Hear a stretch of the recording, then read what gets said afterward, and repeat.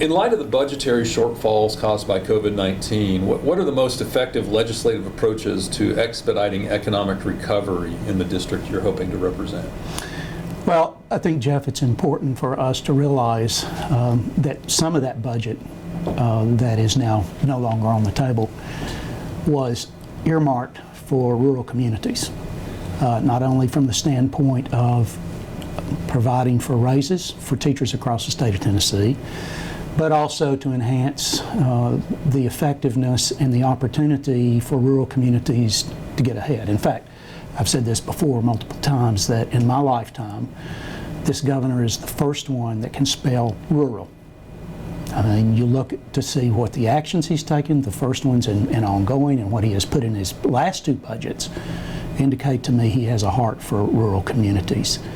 Now, in leading into economic development and other issues on recovering, each county is going to have to work hard. We, in Carter County, I, as you know, serve on the Carter County Commissions, my second term, 6 years. I've been on all committees except for financial management, which I sit on their regular meetings as well. We're not going to have a tax increase this year. That's not so with Unicoi County. They will have I think it's a 17 penny increase once they pass the budget and get it going towards Nashville. So we're going to have to look at other sources of revenue.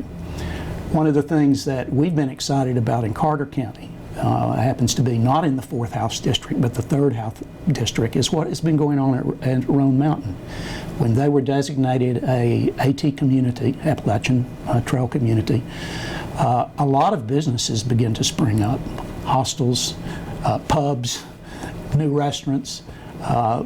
Individuals got the entrepreneurial idea of how can we get people off the trail and in to serve them, our businesses and other activities that go on.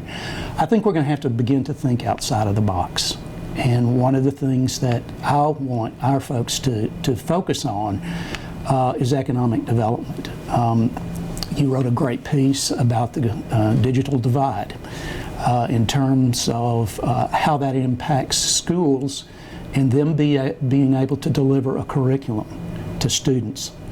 That also has an economic development piece to it as well. About a week or 2 weeks ago in the Hill publication, there was a great article about the flight from cities that are extremely dense in population and folks want to get to more rural areas. My wife, who is a real estate agent servicing the Tri-Cities, has had a number of calls from people outside of the state to look for properties, particularly inside Carter, but also Washington counties, because they want to escape a whole bunch of stuff. The problem with that is we know that unless you have broadband access, you're limited on folks that want to bring a business here or work from home. I've got a good friend that lives in Roan Mountain, and she is middle upper management at Eastman, and when she has to transfer files back and forth, her kids and her husband have got to get off the internet because there's not enough bandwidth or speed. So the economic development piece plays through that as well. So we're looking to recruit people here. I don't think we're ever going to, other than hopefully Snap-on Tools increasing their footprint, which we are anxious for them to do. The city and county has helped them in purchasing property next to their facility to hopefully build an additional building to house some of their focus that have been moved here from the national corporation. So I think it's a local aspect of us beginning to think entrepreneurially to move our communities ahead. I have maintained this ever since I've been in commission. We are not like, particularly Johnson and Unicoi and Carter, we are not like Washington County or Sullivan, even though parts of Carter County, or people say all of Carter County for that matter, is in the metropolitan statistical area for Johnson City, Washington County.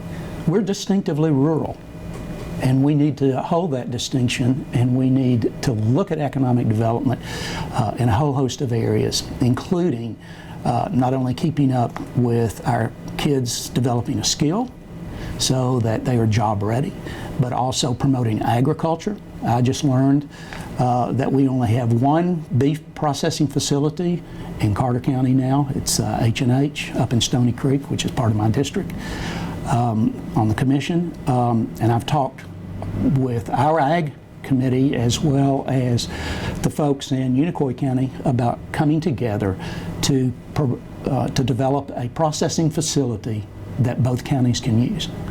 Heretofore, folks take things up to Johnson County, cattle up to Johnson County or down to Greene County. So we've got limited process. We just need to think differently while maintaining our rural identity. What, as a challenger, would you consider a successful piece of legislation that you would want to carry that would help constituents in your district? Well, as I think many folks know, and you certainly know, that I've been on the faculty at the College of Medicine for over 35 years, and we have a focus on primary and rural care. Our dean, Bill Block, has asked a return to a focus in rural and primary care, and one of the things that I would want to carry to Nashville was increasing the opportunity of not only growing our own in terms of getting degrees in pharmacy, medicine, nursing, not only growing our own, but making it more easily and affordable for kids in rural areas to do that. If they come fully equipped and have the qualifications and the test scores, I would love to have some of our kids from Carter and Unicoi counties go to ETSU, have communities support them in their tuition efforts, and then after they finish their residency, have an opportunity to come back and serve part of their time in a rural county serving the people thereof. And there are very few surgeons in Unicoi Carter County. Most everybody has to come to Washington County, Johnson City for medical care. We go back to the piece that you wrote. It has an impact for telemedicine as well. As more and more folks are using that capability, we need broadband access so they can talk with their physicians and be able to provide an opportunity to enhance that capability. But that would be one major piece of legislation that I would like to see done. What's the most important legislative agenda you can pursue to guarantee all children in your district full access to the best possible education? Well, I certainly believe in public education. I'm a product of public education, both at primary, secondary, post-secondary level, public universities. Even though, full disclosure, my daughter did attend a private institution, went to Providence Academy for a while, and then when we were, I was still with the university doing healthcare policy in Washington, D.C., we put her in Knoxville Christian Academy. And we did that for the Christian worldview. We wanted her soundly based. And the other thing that people ask me, well, would you be for vouchers, for instance? I said, no. I didn't ask the state of Tennessee or the citizens of the state to provide me dollars to send my child to a private school. I can understand where the governors come from. That's a totally different discussion, which I'm happy to have. But I feel that if we have failing schools or our test scores are low, that's a local responsibility. And we should provide the tools and means to make sure that our kids are meeting the grade. And therefore, it's all a local issue of being able to step up, looking at test scores, looking at how we are preparing. I'm a big proponent, and I sit on the Boys and Girls Club. I'm vice president and part of their executive committee, and fully believe that if kids are not reading by the third grade level, at the third grade level, they're not going to be good readers and they're not going to be good students going forward. So everybody's got to get on board with that. And it hurts me, as I indicated, that we don't have the dollars coming into the school systems to adequately fund what is needed. I hate it when our teachers, and we've had discussions both with Carter County teachers as well as Littleton city school teachers that they have to raise money by donut sales or take it out of their pocket. I just don't agree with that. We need to provide the dollars to make sure that they're strong on education and providing the tools that our kids are going to need. Do you believe people should wear masks in public right now? We at the College of Medicine are required to wear masks within a building, any College of Medicine building. I assume that ETSU proper will also take that approach in the fall. But since I've been going in and out of the office during the whole pandemic time, we are now required to wear masks in common areas unless you're in your office behind a closed door. I think we should be wearing masks. We at Health and Welfare last week asked the mayor to remind our elected officials that people in their offices and individuals coming into the courthouse need to take precautions. They need to be socially distanced, and we're advising them to wear masks. Now, he hasn't come to the full mandate as Washington County has under Joe Grandy to institute what the governor has put forward of everybody wearing a mask, and it's a misdemeanor if you don't. We haven't gone that far, and I don't think we will. But I advocate wearing a mask. The biggest event, I'll give you an example, was last week, the Unicoi Republican Trump dinner. The governor was there, Phil Rowe was there, a number of other folks vying for different positions within the state and federal government as well as local. And we all had masks. The tables were socially distanced. We got a little loose with that as the evening went on, but the governor came in with masks, so did the First Lady, so did Phil Rowe, many of the candidates did, and many of the participants did. When we got down at our tables and were fairly well apart, we kind of relaxed that. And some of the pictures that you'll see online are, even though I had my mask down here, I wasn't wearing it when we did pictures. But I'm advocating that in order for us to protect one another, we need to continue this process until further notice. Do you support any extensions of state unemployment benefits in terms of additional weeks and/or increases in Tennessee's weekly unemployment benefit amount during the economic crisis that's associated with the pandemic? Well, I think there should be a limit. I think we need to encourage folks to go back to work. Idleness is the devil's handiwork, if you will.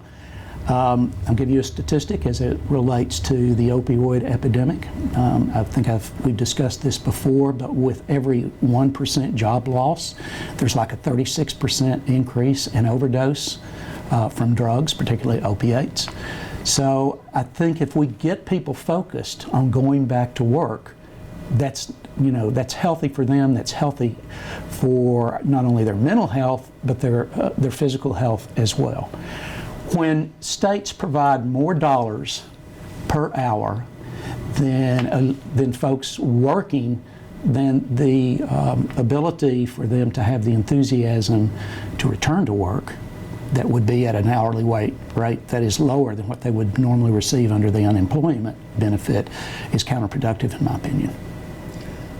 The governor announced very recently that he's supporting a law enforcement reform partnership and task force. Do you believe a closer look at Tennessee's law enforcement agencies is warranted? Well, certainly. I think we can always do better. We just passed again from law enforcement last week a resolution that will meet on the floor, if you will, of the Carter County Commission on Monday night in support of our law enforcement agencies, both county and city. Yes, there are some individuals who probably shouldn't be on a sheriff's force or a police force in a city, and we can always do a better job in screening them. But one bad apple within the whole barrel, and yes, they say it spoils the whole barrel, but if you remove it before it becomes a real stigma and produces something like the George Floyd incident did. So yeah, I would support the governor. Let's look at that. I'm not in support of defunding our law enforcement agencies. I mean, I think that is counterproductive. I don't think, as the national dialogue has been, that we're going to defund police and put social workers in their place is a way to handle this particular issue. Yeah, but back to the governor's desire to have a task force, absolutely. Do you believe systemic racism exists in America? What is your opinion about the protests and counter-protests that have been occurring in this area? And is there anything a state legislator can do as a leader to improve these situations? Sure. I did not attend the Black Lives Matter protest in Elizabethton a week or so ago Saturday. In fact, many of us were told it would be best to avoid. I talked with both the sheriff's office and the chief deputy and also the chief of police in Elizabethton, and because I was going to go down and campaign, because it was also during the great Elizabethton car show that always happens on Saturday afternoons. As I said, as a rabbit trail here, Carter County, Elizabethton is the classic car capital of the world. So it's a great place to campaign, but I was told, you know, we can't predict what's going to happen even in the Covered Bridge Park, and would it spill over into the car show. So I did not attend, but I understand and have seen videos that there was some back and forth and some people that probably said some things now they regret on both sides, but I understand there was some meaningful dialogue. I'm all about dialogue. I'm all about bringing solutions to the table. I'm all about let's sit down and have a discussion. I will say this, not only Black Lives Matter, but all lives matter. I'm a strong proponent of individuals' right to life, regardless of the color of their skin or their religious background. Likewise, I'm anti-abortion. I'm pro-life in every way. Those lives matter too. The other thing that really bothers me is the politics and what has been said by many of Black Lives Matter's leaders. Is it really a Marxist organization? Do they really want to have a dialogue? Do they really want to sit down and talk without screaming across the table about particular issues and what they see or what they don't? So I'm about dialogue. I always have been throughout my life, but particularly as a county commissioner, to bring solutions to the table, and let's talk about the issues. Let's talk reasonably and open about those so we can come to a solution. Do you support a regional economic development effort that could involve merging economic development organizations such as networks in Sullivan County and NetRep, No. and also potentially even chambers of commerce in the Tri-Cities? And if you do, what role should a state legislator take in that? Well, as I alluded to earlier, in the economic development piece, the question that you asked, I'm all about regionalism. But I think in looking at rural communities and rural counties, we need to develop our own identity. That's why working with other rural entities like Unicoi, Carter, and Johnson, walking into the governor's office and saying, you know, we are the rural entity in Northeast Tennessee, and these are things that we see that's important for our economic success. I'm all about working with Sullivan County and Washington County, and I think they have their own identities and we can play off that, but we need to maintain our rural identity and be a part of being rural by design.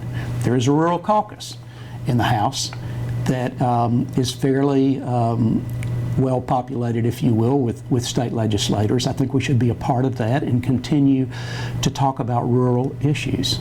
But yeah, I would enjoy us seeing the ability to come together. One of the things that we've talked about in Carter County is the ability to develop a regional calendar.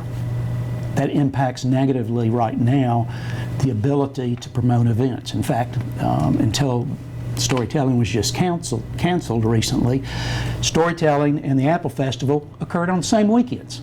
Both draw lots of folks.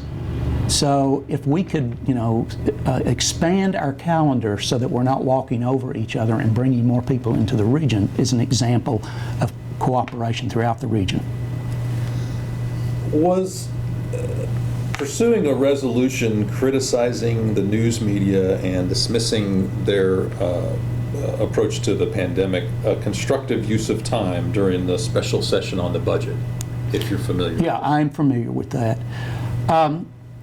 I don't think that was a positive move forward. I agree. I have problems with the national media on a number of things that they have brought forward, and some of the exposure. There seems to be a more liberal leaning at some of the national news media than a conservative leaning. So it doesn't fit with our demographic by and large. Carter and Unicoi counties are extremely conservative. In fact, if you look back at the last election when Trump was elected, he was elected out of Carter County, 80% of the vote went for Trump. So essentially, you can see that our values and what we want to hear is essentially just give me the news. Don't put it through your filter. But I think it was counterproductive as a part of the budget process. Just because people have a strong feeling, as I do, about the national news media, it doesn't mean it enters into the budget process. That was counterproductive. Last question. Yes, sir. This is the moment for you to speak to voters. What makes you the best person to represent them? Well, I think knowing the region as I have, 8th generation Tennessean, Knoxville by birth, and looking at the issues surrounding rural communities, provided also with the fact that I have been on the Carter County Commission for 6 years. I know the issues that people talk about. In fact, we've certainly developed a roadmap that a lot of people have looked at from just conversations that I've had with individuals, and they include some of the same things that you've talked about. As I said, my number one priority is health care, primary care access, but also tourism, economic development, agriculture. Those items I hear a lot about. Economic development from individuals. I know this region pretty well, and I listen well, and I've always been one to bring to the table solutions. One of the things that I'm most proud of that we certainly have accomplished in the last 2 years from Health and Welfare Committee on the Commission, which I chair, was the ability to change our health care insurance for county employees. Heretofore, we had one program or one plan. Now we have 3. County employees could not afford to put their spouse or dependent on those particular plans. We changed all that. We're up to what will be almost a $700,000 savings in taxpayer dollars this year because of that program. We're one of the few counties across the state of Tennessee that offer a health savings account. Those individuals who participated in that option got $3,100 last year. They'll get $3,100 this year. When they separate from the county, those dollars follow them. That does not stay on or in the county coffers. The other thing that it allowed them to do was insure a spouse or a dependent at extremely low cost. So bringing those types of solutions, understanding, in this case, in the health insurance market and healthcare in general, helped us solve that problem. So again, a guy with solutions, coming to the table with some different ideas, trying to think outside of the box to move us ahead, but again, retain our rural identity. Well, Bob Acuff, thank you for coming and visiting with us this morning, and I hope you have a wonderful rest of your day. Thank you, Jeff. Appreciate it.